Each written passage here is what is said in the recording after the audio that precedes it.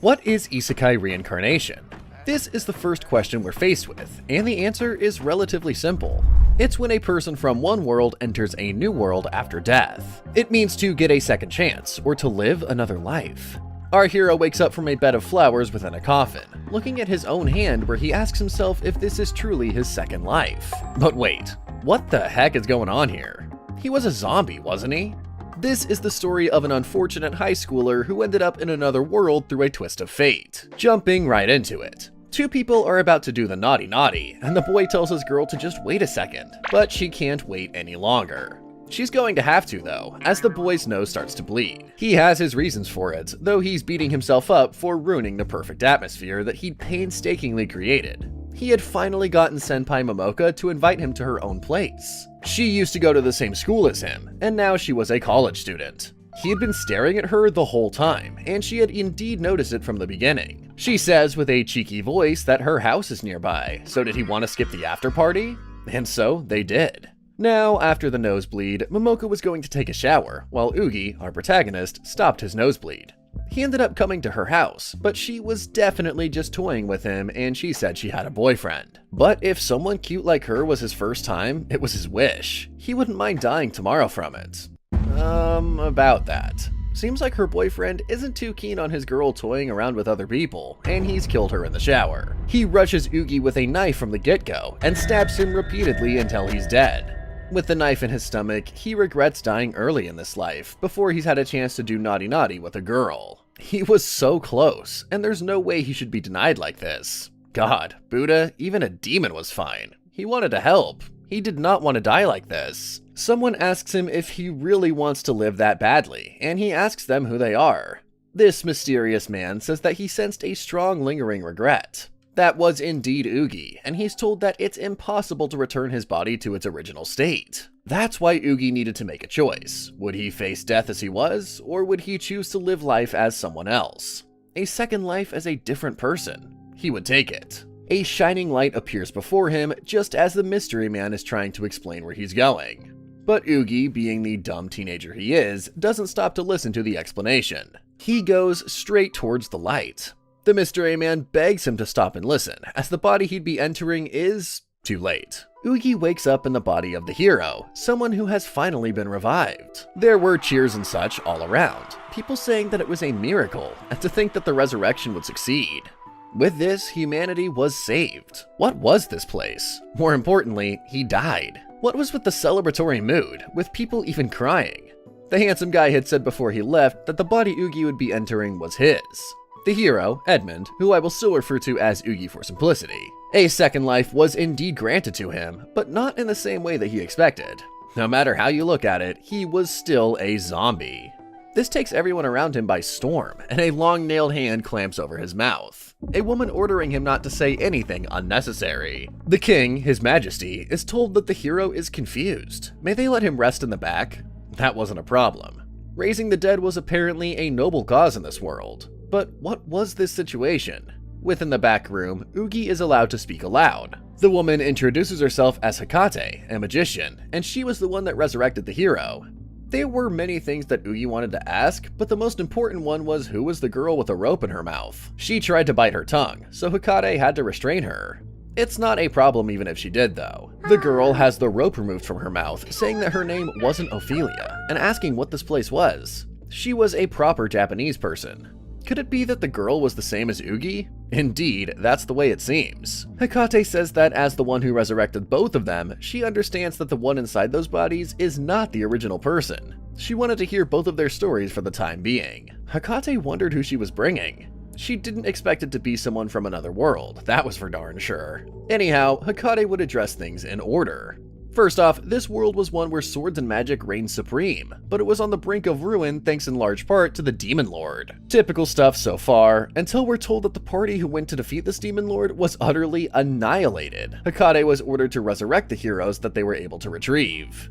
However, they themselves refused to be resurrected. She called out to the souls of the heroes who had moved to the afterlife, but there was no response from anyone except Edmund himself. Edmund had refused resurrection, and he pleaded to be excused from it by substituting another soul to take his place. Now that Ugi remembers right, he did say something about a handover.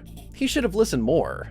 Therefore, as Ugi had taken over the hero's body, he would have to take over the job of a hero. She, of course, wanted them to scurry off and defeat the Demon Lord for the safety of humanity in this world. Of course, Ugi just says in no uncertain terms that it was an impossibility. Being a hero in another world meant fighting monsters, which was 100% impossible. Though Hikari points out that he also left behind a way to fight properly. The person possessing Ophelia also doesn't want to. These people refused to be resurrected when they died, so wasn't what Hikari was doing just cruelty? She couldn't possibly endure this. If that was the case, then she could just die. If they wouldn't fight, she had no obligation to lend them these bodies. She would rip out their souls and make them disappear permanently. They never had much of a choice from the beginning. Of course, if they did manage to take down the Demon Lord, they would be rewarded accordingly. She meant money, right? Well, was Ugi dissatisfied? It's not that he wasn't satisfied with that result, it's just that, well, with a body like a literal corpse, it was practically impossible. Ah, so he wanted his living body back, yes? Lucky him, that complete resurrection was indeed possible, into a living body. If that was the case, then why didn't she just start by doing that? The simple answer is that parts of them were taken, as in organs necessary for sustaining life. The warrior who had lost his head, the mage who had lost his spine, the priest who lost her guts, and finally the hero who had lost his heart. But that wasn't all. There was one more organ besides the heart taken. The, family jewel, so to speak. Ugi had to check this immediately, and it's the truth. His jewels were gone. How could someone do something so cruel to a man, taking their livelihood like that? The ultimate violation of dignity. Though she at least knew where he might be able to find them. It was said that the one who took those organs was the Demon Lord himself. With that, Ugi instantly changes his mind. He is definitely going to kill this Demon Lord. More to the point, he'd never forgive them. But as Ugi also realizes, once he gets his jewels and heart back, he can gain a full resurrection, and a tall handsome hero couldn't possibly be unpopular. He hated being a zombie, but at least now he had a goal. He'll return to being a human and come back to life. Hikari gets a chime come through her mind and says that it's perfect timing. She clicks her fingers and 2 magic circles envelop Ophelia and Ugi. Hikari tells them to remain calm as she's teleporting them to the foot of a nearby mountain. Some children were being attacked, so she needed those 2 to go out and protect the kids. Hikari won't be going with them, but she will send her apprentice to the site. She'll meet with them at the village, and they could get the rest of the details from her apprentice. She was counting on them. This was the start of their journey, but before Ugi can ask anything else, it's too late. He had been teleported along with the priestess to the foothills of the mountain, and in the not-so-distant forest clearing, they hear a scream. As they approach, they find a gigantic wolf threatening a little girl. This wasn't a monster that you'd face at the start, as it was huge and looked very tough. The beast bellows an "ow" to the moon, and it's about to eat its prey when Ugi dashes by and gets the little girl out of harm's way. This guy was strong, and they needed to escape to the village with the kid. That was the best course of action right now.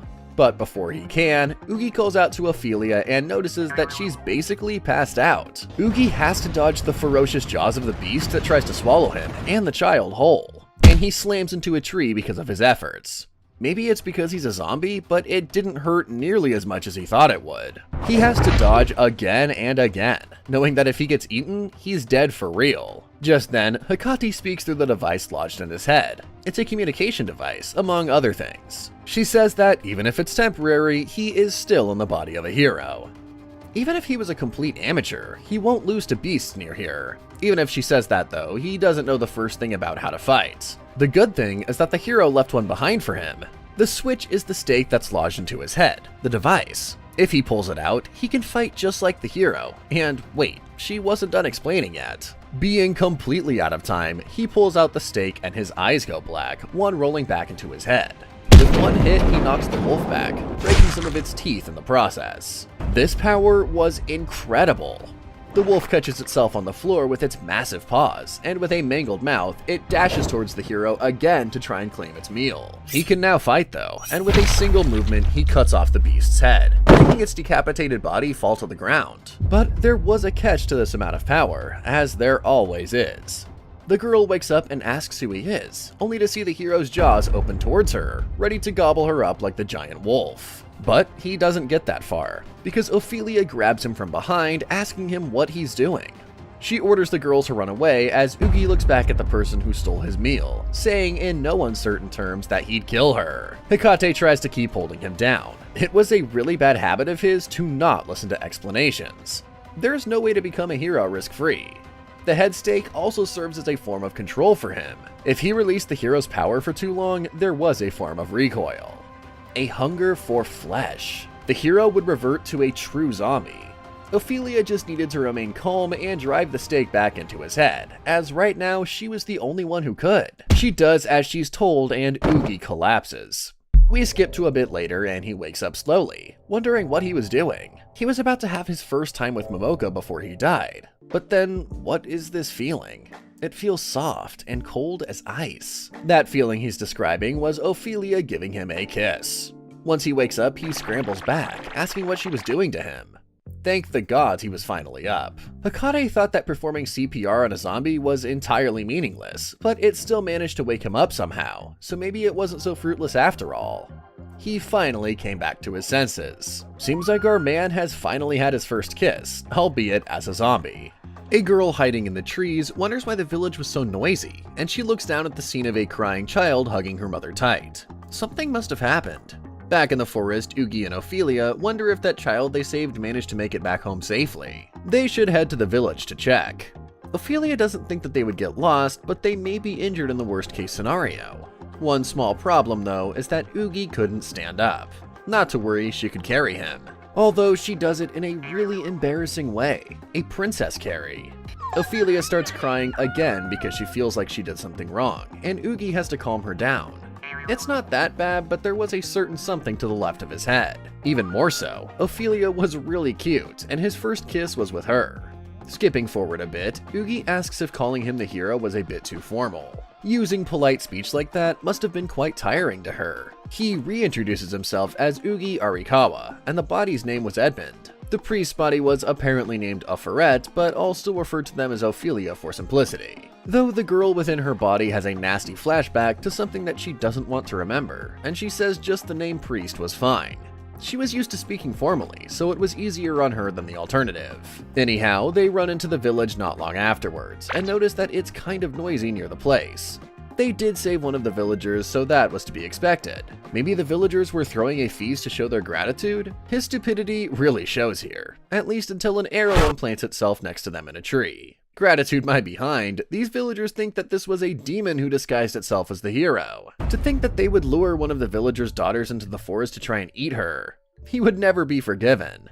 The two of them have to flee at full steam just to escape from the hail of arrows, with Ophelia doing the legwork. The women and children are told to stay inside, and the villagers order that all their protective charms be brought out. Of course, Ugi and Ophelia never expected anything like this to happen. She puts him down head first, ouch, and Ugi says that she's pretty strong. She was running this whole time while carrying him, and she wasn't out of breath. Is her body special, or does she have some monster-like strength like a zombie or vampire? Either way, neither of them were normal anymore. Trying to eat that girl was probably due to his nature as a zombie, but it was still a bad thing to do.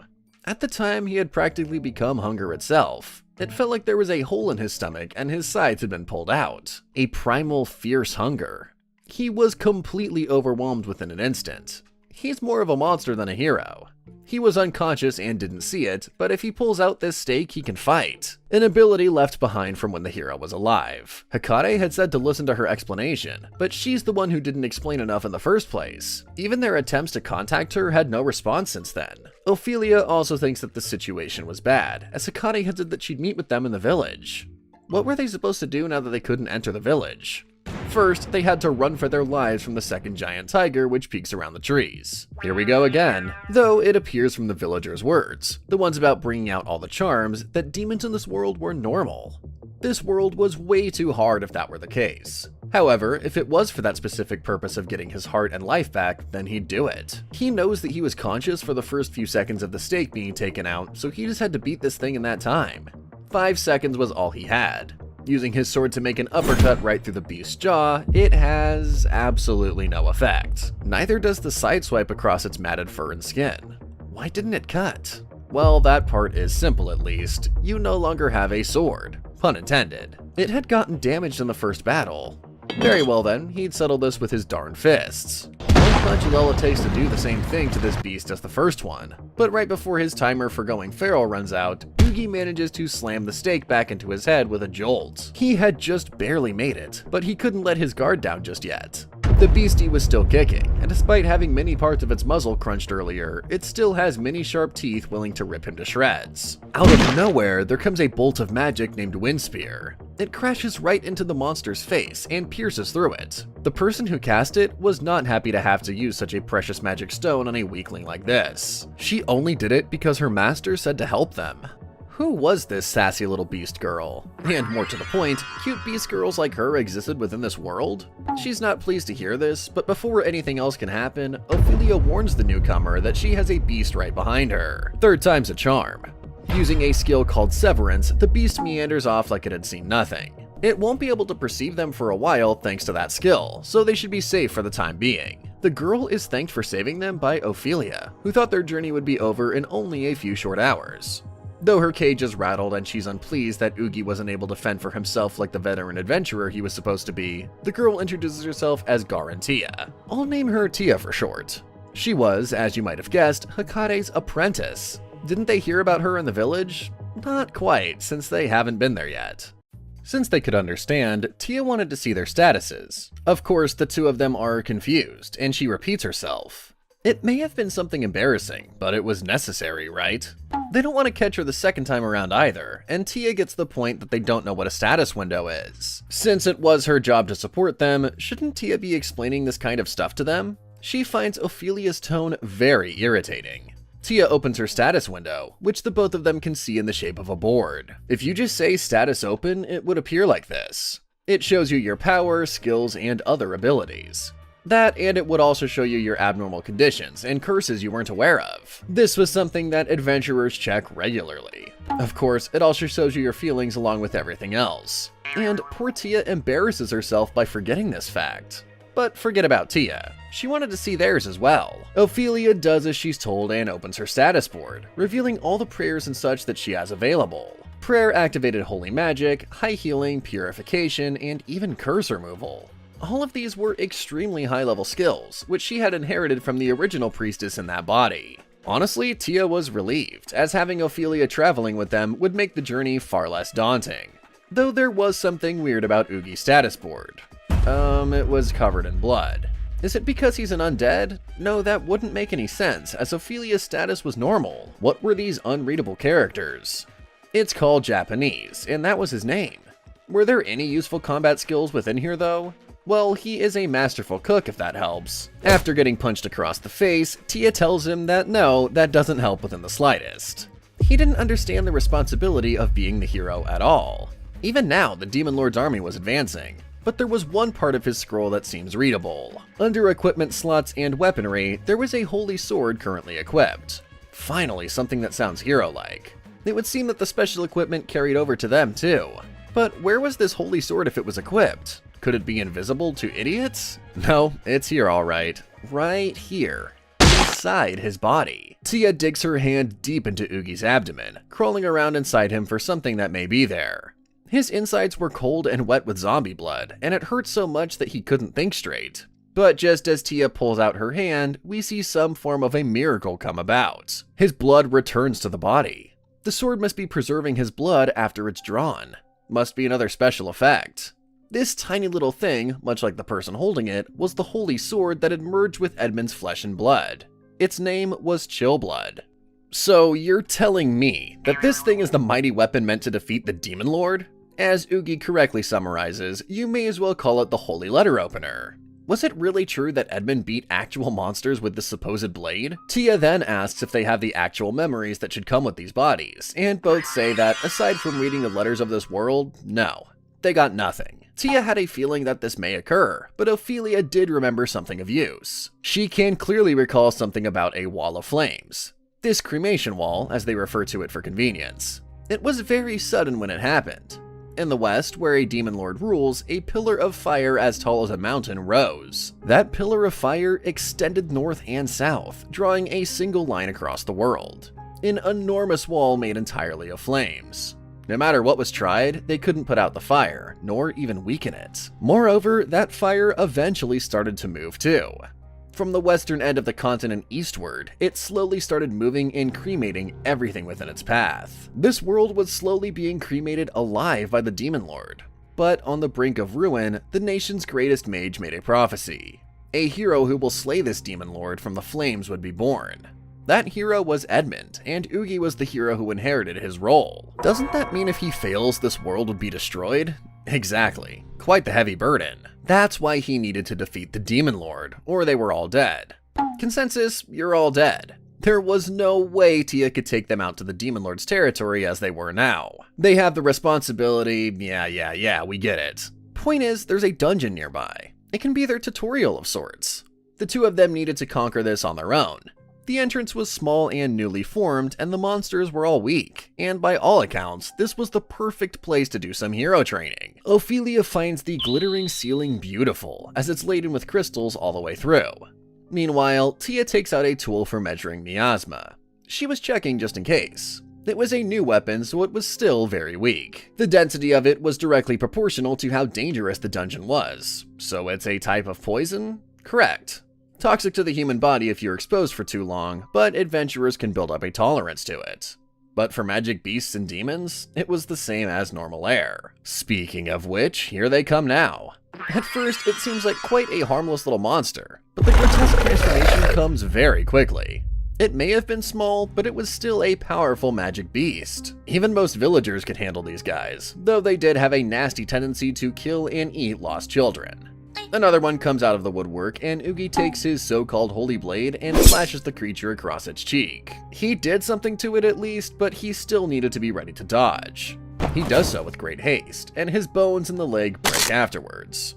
The priestess needed to heal him quickly, and much to her credit, she does good for the first time. However, instead of healing, it creates an intense and searing pain all throughout his leg. The healing wasn't working, but instead causing damage. Though sadly, before anything else is done, one of the little monstrous critters chops Oogie in half with a single bite. The hero was dead yet again. Upon waking up later and asking where he was, Oogie recounts what happened. Stabbed, reincarnated as a zombie, teleported, and even meeting Ophelia. That's right, he was last eaten by a monster within a dungeon. Upon looking next to him, Oogie discovers both Tia and Ophelia laying on the floor, and he can't help but look at Ophelia's beautiful features. He thinks that his little friend might tent up under the blanket at first, before promptly remembering that there's nothing there. That's an oof if I've ever seen one. A man then comes into the room, saying it looks like he's finally awake. This was the owner of the house. He's asked what happened to Tia and Ophelia, and it said that 3 days ago, they came to his house carrying the corpse of a magic beast. They had said that their friend was in trouble and they needed the old man's help. He may not have known anything about magic, but he could tell that those two were working desperately to save him. He should really thank them for it when he gets the chance. Oh, and his clothes were cleaned for him. Later, when crunching an apple from the basket of fruits he'd been given, Oogie discovers that it has absolutely no taste. Once Tia was awake, she practically assaulted him while asking how he could lose to such a weak monster. To resurrect him, she had to use her magic stones. Oogie says that he was sorry and asks if she could please tell him what happened after he was chomped in half. The short version is that she had brought him all the way to the inn they were staying at, and had to extract his pure essence from the beast's stomach acid. Let's just say that it wasn't very pleasant. They also learned that healing and recovery magic don't work on him, but instead make things worse. After recovering all his essence, Tia had to use a high restore scroll given to her by Master Hikade. To do this, an enormous amount of magical power was required, so she had to use every last magic stone she had. In simple terms, Tia was now useless in a fight. She no longer had any magic stones to use in battle.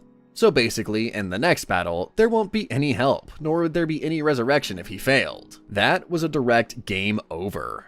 Ophelia and her both had support skills, but if they were going to defeat the Demon Lord, the one who would have to fight was him. Tia could use her battle skills too, and even without a holy sword, she could at least beat a wolf. Even with monsters you can't handle, you can deal with them by fleeing. However, you cannot run away from any murderous intent. It's something a monster cannot possess from that pitch black intent to kill. Just then, unfortunately for her, Ophelia dreams of a very nasty smiling face, and she wakes up while having something akin to a panic attack. She's asked what's wrong, and she keeps saying that she has to run away. The other two try to get her attention, but it's no use, and then she says the all too creepy line that something is coming. they're being watched. Looking to the side, just as a bang happens on the window, they hear a knocking sound. When they slowly turn around to see what it was, well, I'll let your eyes do the work on this disturbing image. Of course, all the people staring in from the window are asked who they are, and as the group watches in horror, the glass crunches and strains against the heads pushing against it. We soon see that these heads have been detached from their bodies, and soon the window slams open as the horrifying beasts float in. Human heads turn into some kind of balloons. The heads ask for help and begin to creak with pressure building up inside them, and soon enough they explode with a force that completely wrecks the house. Thankfully, Oogie managed to unscrew the bolts in his head in time, and he carries the rest of them out of danger with all the grace of the hero Edmund. Tia asks since when he'd been able to move like that, and he says that there was a definite reason for it, only to be cut off by the man asking what happened to his home. Let's just say I don't think insurance is gonna cover that.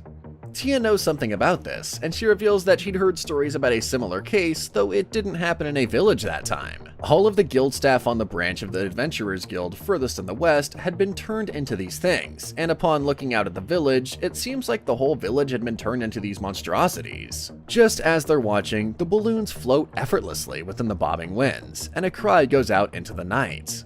A little girl is running and asking for help, saying that something had happened to her mother. But just as the girl is about to launch at Ophelia and grab onto her for aid, giant arms cut out from the girl and miss catching the priestess by a hair's breadth. Why wouldn't Ophelia let the girl give her a hug? That was quite sad, says the creepy mouth that had opened from the girl's head. Now, I'm not sure we can show the following scenes on YouTube, and thus I'm not going to describe them. Suffice to say, something comes out of the girl as it rips her apart, and it's revealed to be some kind of a giant clown. They say that the girl was quite the cute outfit, but it was dreadful what he had to do to get out. Tia says that she knows who this guy is. He's a general in the Demon Lord's army, and they call him Comforter, the court jester. This was bad, and they needed to run away. Everybody's bodies were telling them to run away right the frick now. If Oogie were to even blink, this guy could kill them in an instant. What should he do though? He's the only one of them who was able to move.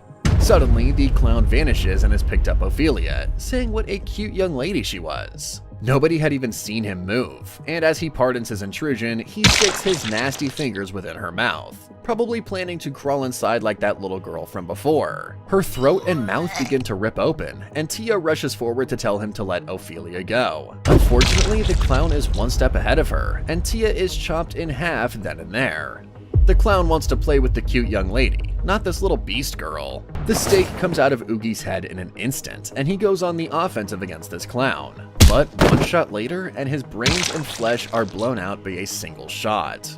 With that, Oogie flies far away with a gaping hole in his head, and Ophelia does her best to yell his name with the clown fingers in her mouth. Ophelia then correctly summarizes that her healing skills can hurt demons, so she uses it on the clown's hand, and Comforter recoils from the pain, removing the fingers from her throat.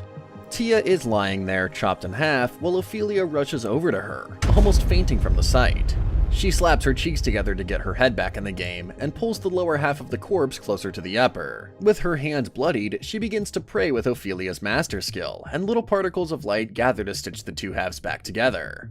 It seems that Tia is okay for the time being, but after something like that, she won't wake up. The clown calls Ophelia a pretty flower, and uses many versions of himself to trap her down with ropes. The baby clown's holding a massive saw to her abdomen. They begin to cut her in half as Comforter goes on a monologue, but soon enough, Oogie is back on his feet, with a part of his head still missing. Comforter believes this to be incredibly annoying, and tells Oogie to get out of his sight already while the balloons gotta wrap him up with their long cords, lifting him higher into the air. Oogie is thinking that he died again, both him and the other two in his party. They were living such normal lives before this. Dying is such a terrible thing, yet this guy makes people wish for it. That's terrible, unforgivable, awful even. He then gets to see a scene straight out of a horror movie, where chains and meat reign supreme, and he's holding a meat cleaver. Once more, I'm not sure if we can show the graphic nature of this, but a head lands next to Ophelia and startles her, while more of them are crunched and eaten up by a zombie Oogie who has lost all control of himself. Oogie lands, having eaten the rest of the balloon people, and we watch as his head begins to reassemble itself, while a ghastly smile of sharp teeth and hollow eyes look on towards Comforter, who calls Oogie a persistent little rat. Wait a second, his shattered head has been restored? Well, since he was so persistent, Comforter would do the favor of crushing him this time around.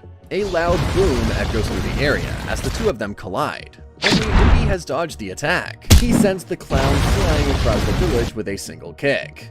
Oogie then notices that Ophelia is tied down, and she thinks that right now he's practically feral. At this rate, both Tia and her would be devoured by him, or so she had thought. Instead, Oogie frees her from the ropes with his teeth, chewing away at the rope. Hold up, was he conscious right now? Not by the look in those hollow sockets, no. The clown then chops Oogie's face off with a single strike of his little ones, calling Oogie a worm. The clown then tries to chomp him, but that doesn't work out as Oogie, even with his face sawed off, punches the clown straight into the floor.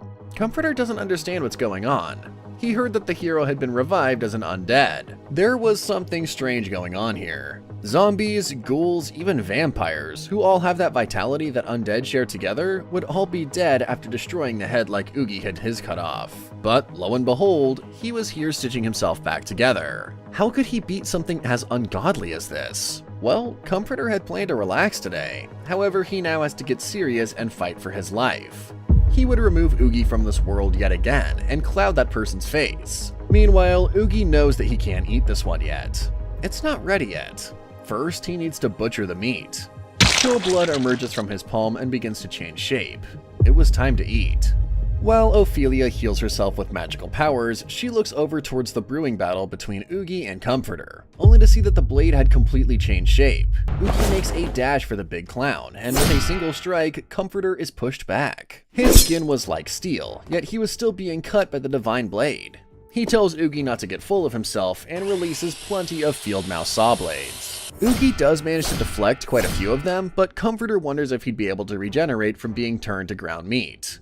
Even if Oogie deflected them, it was borderline useless. Comforter's rats were very hardworking, and these blades would never stop. Oogie finds these little ones annoying, and internally, he chooses a different kind of blade for Chillblood to turn to. Comforter's little rats are very soon turned into sliced mice while he watches in horror.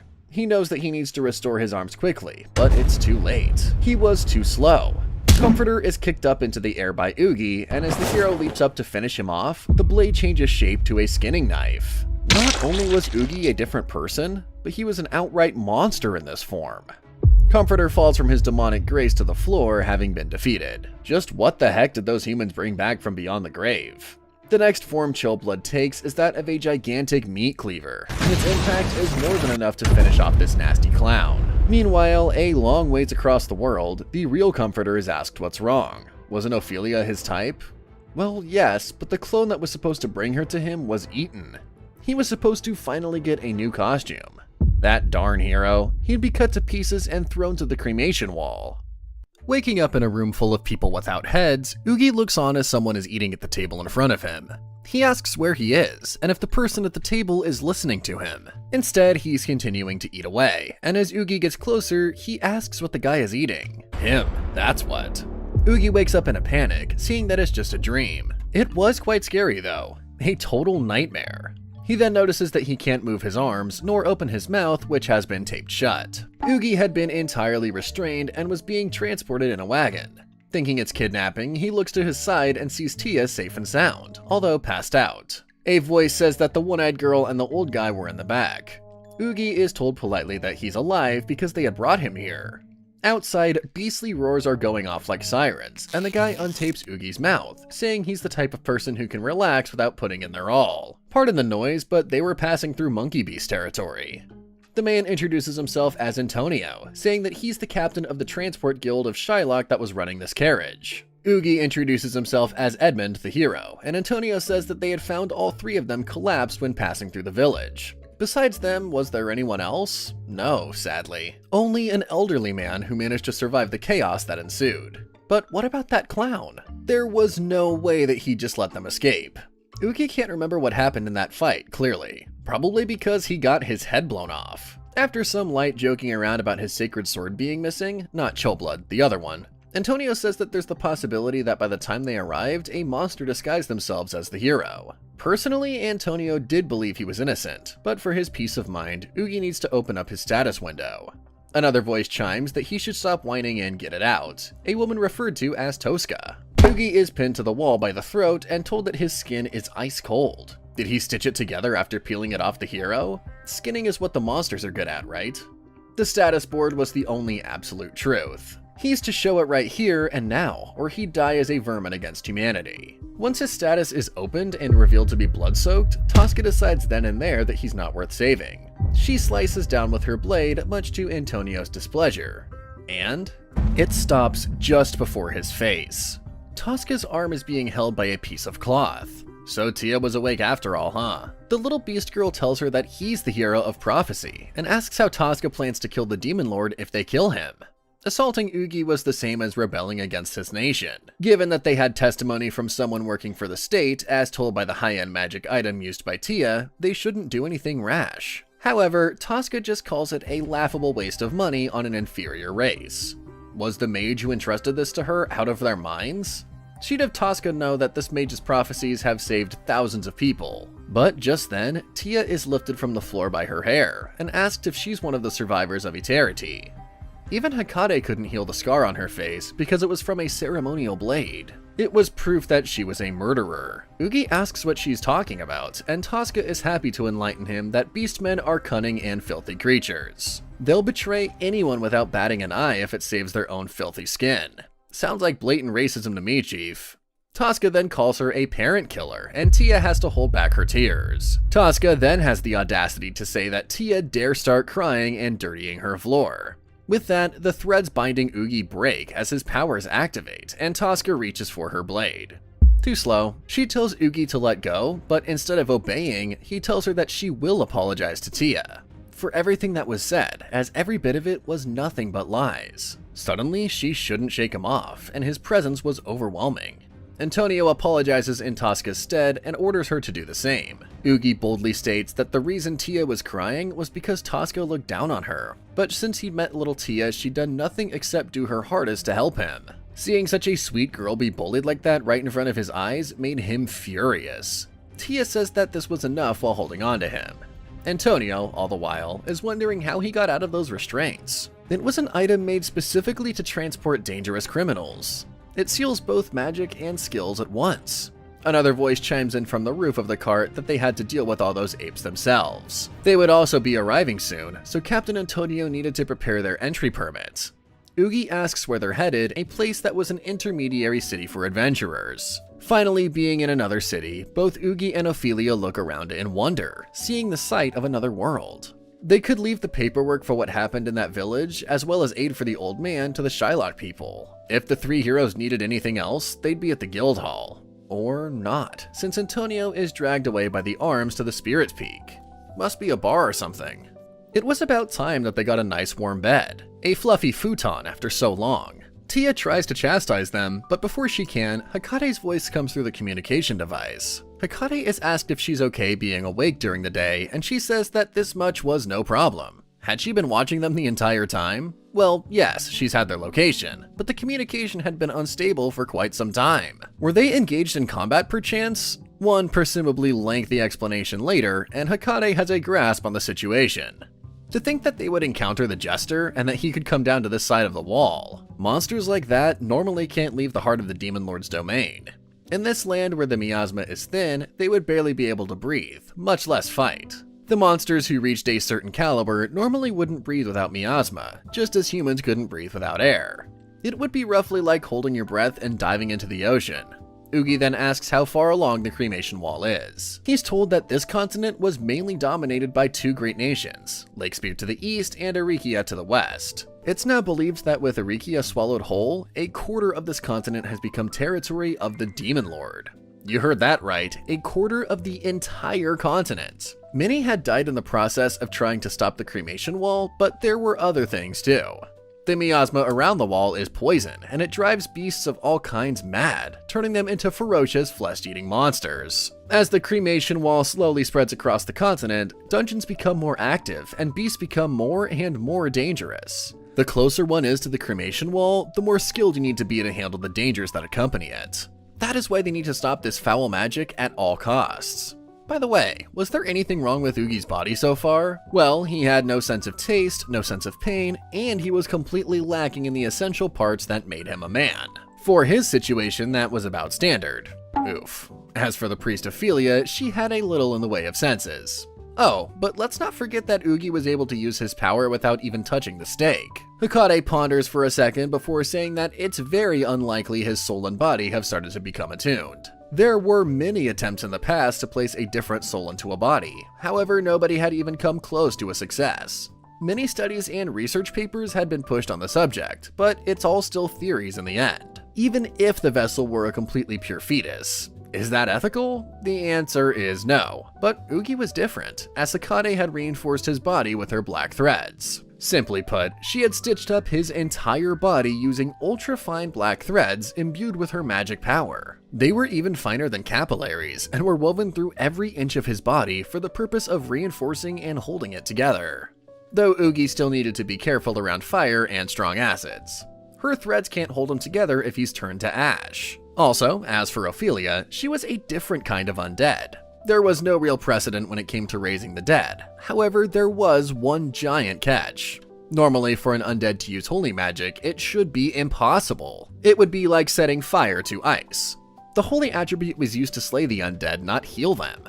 The fact that she hasn't burned from within is a miracle in and of itself. The only way Ophelia could exist is if she was truly loved by the gods. If she was loved by the gods, that also meant that she had a sense of taste, making Ugi jealous in the cute way. Hikade repeats herself that there was no successful precedent for a successful transfer of a foreign soul into someone's body, or what they would refer to as reincarnation. So they were like experiments? Pretty much. If they experienced anything strange, they were to let Hikade know immediately. Though Ugi does admit that he doesn't really agree with this version of immortality, as he'd be a zombie virgin forever. Ignoring that, he did get a second chance at life, so he would 100% find happiness this time. He then asks Hikade if, once they defeat the Demon Lord, they could throw a banquet or something. He wants to eat lots of delicious foods. Hikade says sure, if he can come back alive it was all his. But for now, they have to talk about what came next. To break through the cremation wall and slay the Demon Lord, the three of them wouldn't nearly be enough. That's why they needed to go and meet up with a certain someone, the warrior Othello, the hero's ally who rests at Mount Mira. Garantia later goes to Captain Antonio to negotiate with him about something, finding him sitting at a table in the guild. She drops a fat stack of cash on it too. Later, we get a shot of Ugi and Ophelia going shopping. Ugi wonders if they have money for a stone engraved with restoration magic, only to find that someone has stolen his wallet. He didn't leave it anywhere, so it must have been pickpocketed off of him. Thankfully, another girl comes to save them from their money crisis, and she pays off the shopkeep who hands her the stone. She is with the transport group of Shylock, though neither of them can remember her name. They are re-enlightened that her name is Portia, and she hopes that the two of them will remember it this time around. Anyhow, they get interrupted by two of the other Shylock members, Gracia and Neri. Poor Ophelia seems to get sickness from the crowds that surround her as she tries to run off back to the inn. She flops onto the floor from not being able to see or stand up straight. Gracia tries to lend a hand as well, but he's told to go and finish the shopping that they needed to do, and Ugi is told to keep Portia company as she wanders around the city. Portia then asks if he wants to take a look around the market together. He agrees, as she just really wanted to talk to him. The two end up wandering around the marketplace, and later, Portia is asked if she's fine carrying that much weight with her. If he tries holding it, he'd see what she meant. See, Portia specialized in weight manipulation magic. It was difficult to use on living beings, but it was perfect for a transporter like her. Seems like it's all sweets in there though. Must be that she likes them. Good guess, but no cigar. These were for the kids in the village mountains they were going to visit next. Portia is endlessly complimented by Ugi, who then says that she should be the one thanking him. The hero, Edmund, saved her life. About half a year ago, or maybe longer, back when she was still in the West, her unit had been annihilated. She had really thought that she was going to die in that place. He happened to be passing by though, and he saved her from quite the gruesome death by kicking the snake where the sun don't shine. He really doesn't remember it, and he lies, and Portia says that she figured he hadn't been paying her much mind, so she had a feeling that he didn't remember her. However, if he hadn't come, she would have died. It doesn't matter if he remembers it or not. She was grateful to her savior and wanted to show it. Portia wanted to give him something as a token of her feelings. However, she's interrupted by Gracia, who has a mountain of cargo on his back and no weight reduction magic in sight. Ugi asks if it was really okay for Edmund to give his life over, as that smile was meant for him, the person who actually saved her. He was such an amazing guy, so why did he refuse to be resurrected in the first place? Maybe that dark vision he had has something to do with it. Mysteries, mysteries, all piling up. We now return to your regularly scheduled horror scene, where little Tosca walks into her parents' house and finds them with their faces melting off, telling her not to come and to run away. Obviously, this had traumatized the poor little girl, and she wakes up in the moving carriage rattling away on the trails. Another day, another bad dream. At the rear, little Tia thanks Captain Antonio for bringing them along. They were headed to Murara anyway, and Antonio is thankful that they got paid to bring the others along again. Ugi asks what kind of place Mount Mara is anyway, and it's said that it's believed to have a strong connection to the dead. It's a mysterious place where rituals are performed to commune with ancestral spirits. Fallen adventurers' equipment is often brought here by their loved ones as offerings. For many adventurers, their remains are never recovered.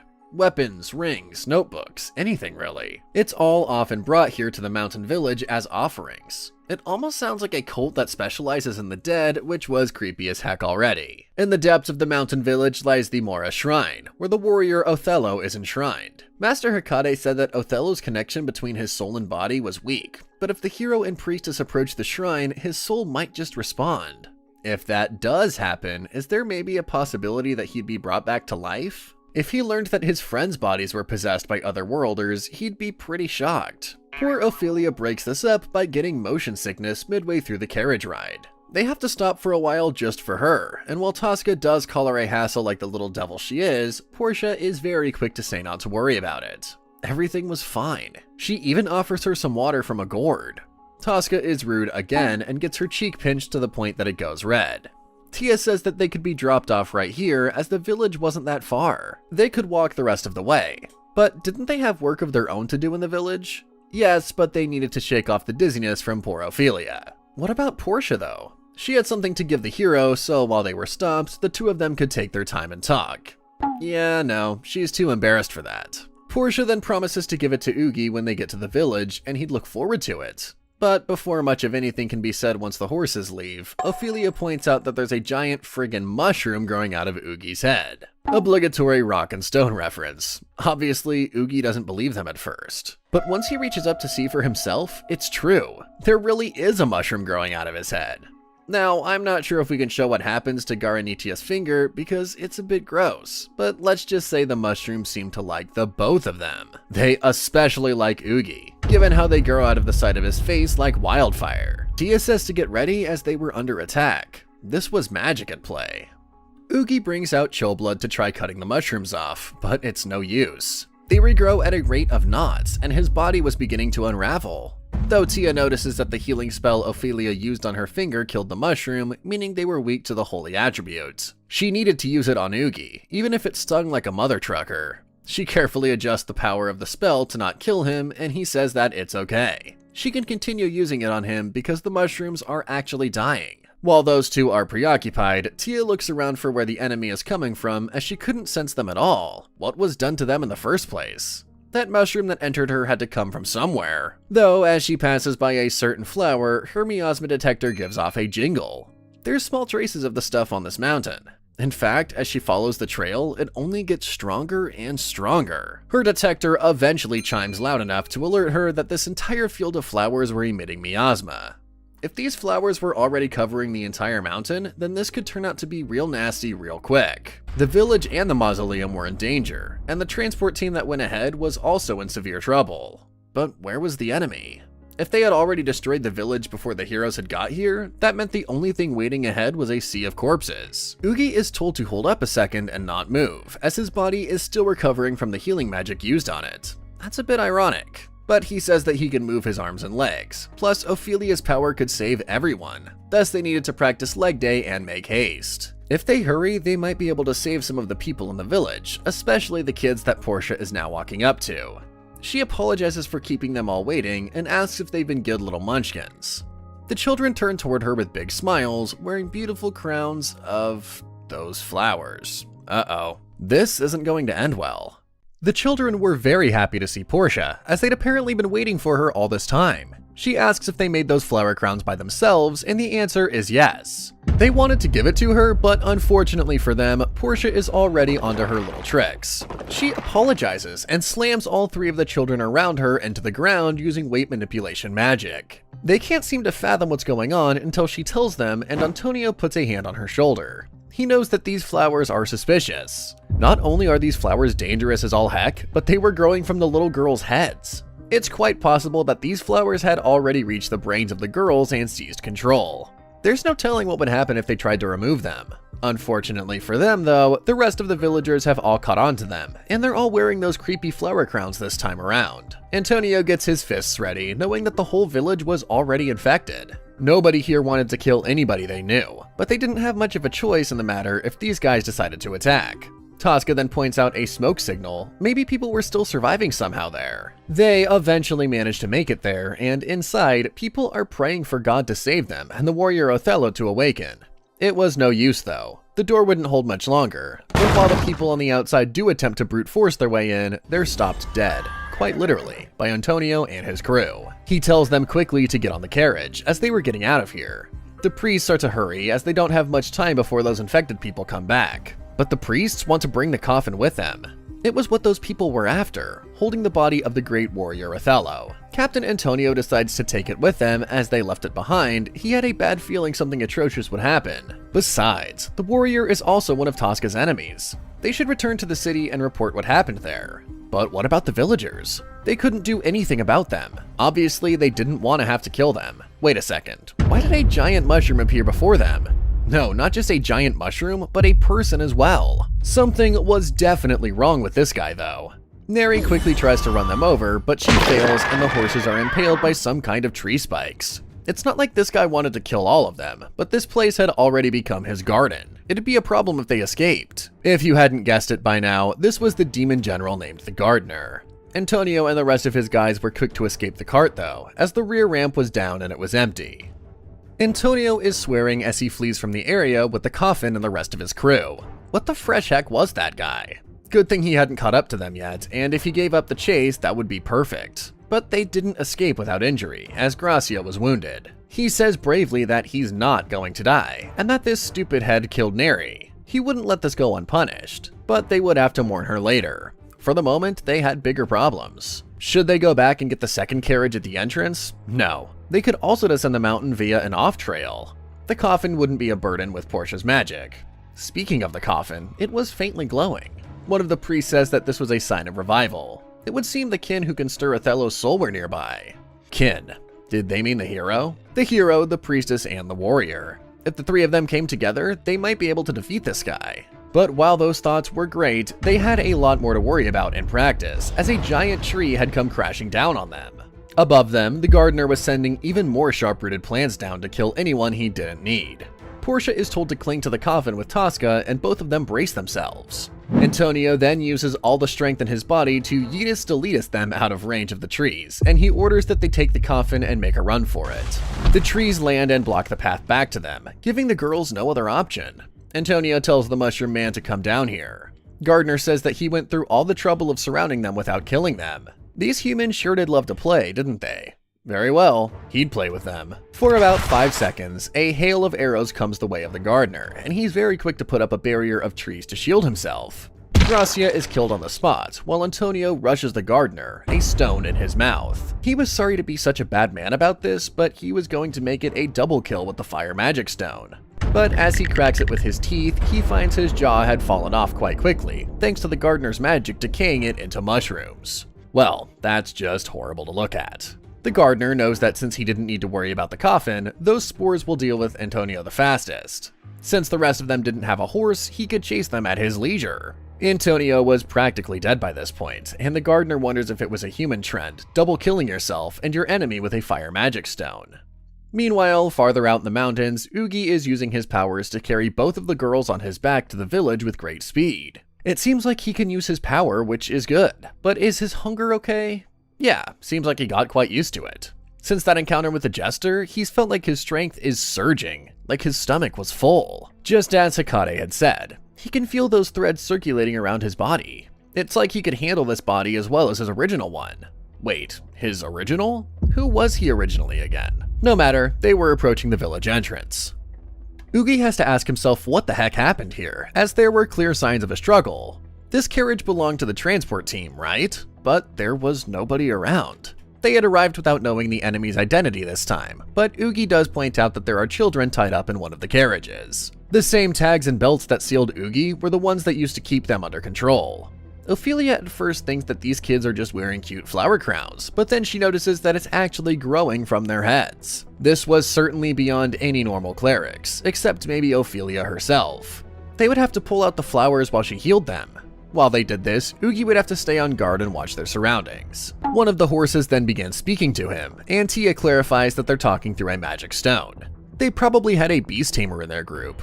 The magic power seems disjointed though. It was a message put together in a hurry. It explains the circumstances that the group went through and that the enemy's objective was the coffin. It was secured and on its way down the mountain. The carriage was attacked and destroyed, and they were unable to escape. Everyone involved was unfortunately killed. The stone fizzles out after the message had been relayed, and Oogie says to tell him more, but Tia says that the message did complete. They were to deliver it when the heroes group got here. The person who sent this message was probably already beyond help. Oogie remembers Portia's words, that she would give him a gift when they got to the village. He rushes forward without thinking as Tia reiterates that they don't even know the enemy identity, and he's called an idiot while saying that they need to chase after him. What about the children in the cart? Well, it would actually be safer to leave them behind this time. Oogie ducks behind a corner to see a lot of passing people, and he wonders if they're all being controlled. There were so many of them. He then watches a claw stab through 3 of them, pick up the corpses, and munch them down like an appetizer. The gigantic beast before him is some grotesque plant monster, and it was eating the innocent people of the village. As you can imagine, Oogie simply won't allow this, and he stops its claw from piercing a little girl. But as the creature notices him, it seems to cast a spell with the part he's grabbed. Oogie wonders what the heck that light was, and then promptly realizes that his arm, which went crashing to the floor, won't lift. It was so darn heavy. It was like the weight got attached to it. Wait, changing the weight of something?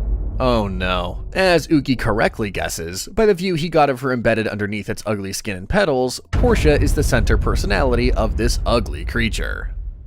Seeing the necklace of the girl Edmund once saved on its ugly head confirms things for poor Oogie. It was her for sure. He dodges the swing taken at him, knowing that with that kind of weight behind it, things would turn fatal very friggin' quickly. He yells that she was being controlled and he came to help, so he was begging her to wake up. Wake up she does, with a whole host of voices all talking at once, mixed laughing, fear, and joy present in high doses. She was so darn hungry that she could barely control herself. Oogie says that this won't do, and more to the point, he wouldn't let her do it. With a single hit, he knocks the giant spider creature back, and then proceeds to lead it through the village by the proverbial nose. This heavy arm of his doesn't hurt that much, so even if it tore him apart, things would be fine. He won't let Portia kill anyone else. Meanwhile, she's begging to die, begging for Tosca to help her. Now his other arm feels heavy. Oogie's heart couldn't keep up with this, even though he knew internally what he had to do for her. Then a voice comes over him, asking if they should eat that thing for him. It's a nuisance, right? Oogie's arms suddenly drop off from his body, having been severed from him somehow. He dashes Portia while dodging the thing she's shooting at him and aims straight for one of the spider-like legs. With one quick movement, it's chopped off, and the rest of them follow suit as Oogie then lands atop the darn spider.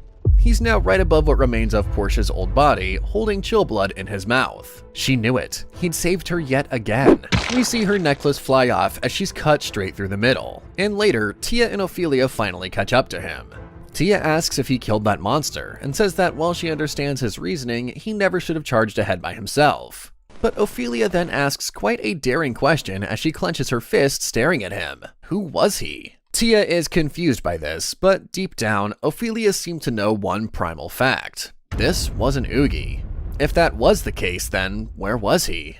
Tia asks what she's talking about, being concerned without saying so, and she tells Oogie to speak up too. But it doesn't seem like he can hear her. Tia has to retreat a bit behind Ophelia as whoever this is orders them not to look at him, and Ophelia then walks forth to take his hand. She remembers that when she was attacked by the alchemist, and even when she had gone crazy, he'd saved her. That was Oogie. Somehow, she can understand just by looking at him. It's like a gut feeling in this body of hers. She says that she feels like she can't let go of his hand right now. Meanwhile, internally, Oogie is sitting across the table from the man in his mind. How long has he been there? Feels like this place is familiar. Had he been here before? Was he dreaming? Oogie says that he plans on waking up soon, but he's told directly that he's not ready for the pain that he'll have to face. Blood splatters on his face as Chillblood comes out from his palm, and he sees Portia's necklace resting in his cold, dead hand. If this place is a dream, then that means the reality he came here from was a nasty one.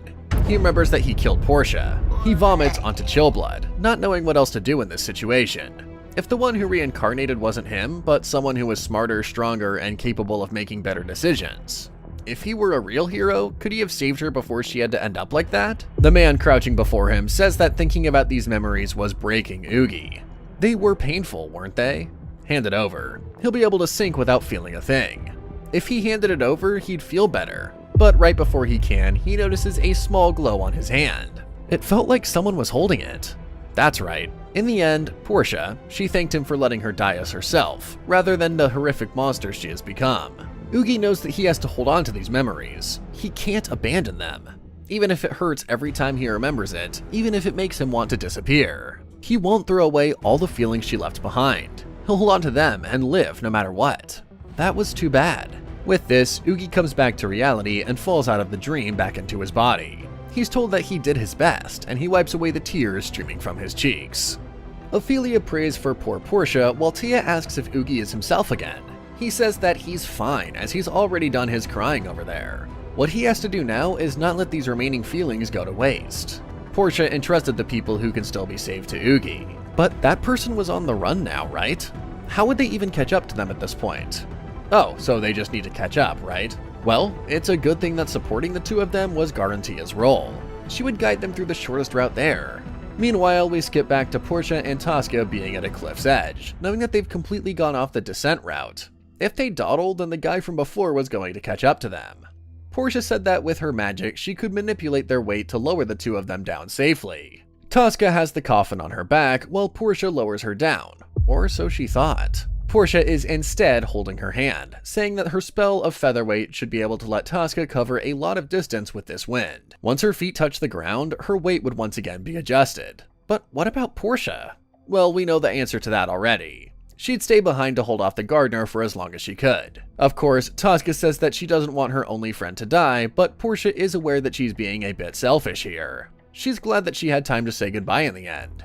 As soon as Portia lets go, Tosca goes flying off into the wind, knowing she'll never see her beloved friend again. Tosca, in the present, knows that she needs to switch gears and not think about whatever may happen. But suddenly, the coffin's weight drastically goes up, meaning that the magic's power had worn off. Did that mean, well, there was only one thing that it could mean.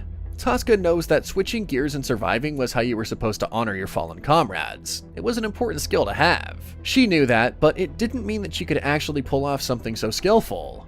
She was all alone again.